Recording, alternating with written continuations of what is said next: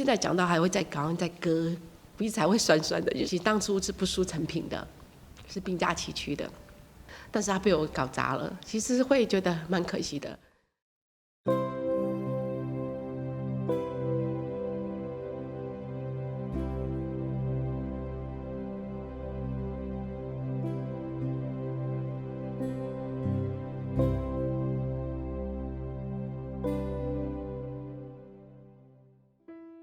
那会跨入这个行业是因为，我是学舞蹈的，我学校是舞蹈系，然后但我很喜欢马上就可以打工进入社会，所以在学校的时候我就一直都半工半读。那半工半读我就是教小朋友舞蹈，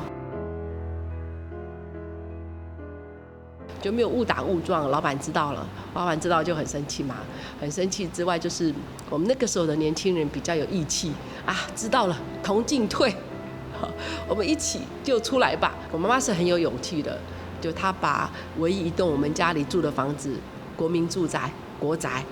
好，那时候从台南搬到台北，我们有一个房子是100万台币的国宅，那个是在莒光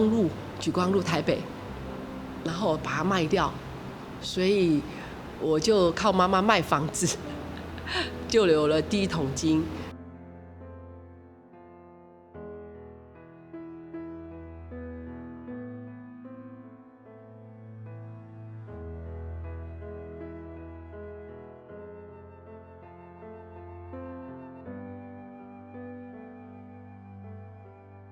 碰到一个时候就是这样，就是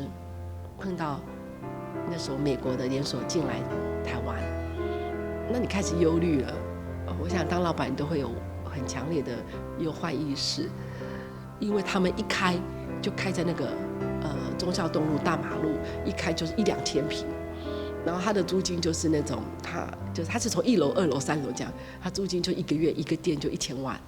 那我们的租金都才30几万，那你会慌了，你知道？还99年嘛，99年到05，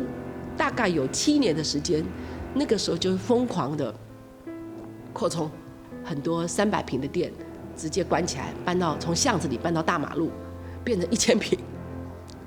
所以你其实从03年你就开始签约，签04、05、06会完成的店，然后押金都给了。那种先的，你知道押金一给都是那种1000啊、1500万这样一家店，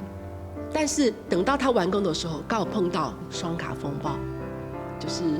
信用扩充，有没有？就是很多人这个信用卡爆掉了。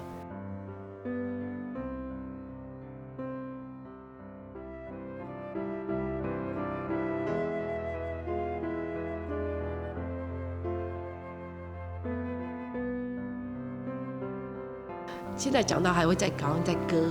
鼻子还会酸酸的。其实当初是不输成品的，是并驾齐驱的，对。但是他被我搞砸了，其实会觉得蛮可惜的。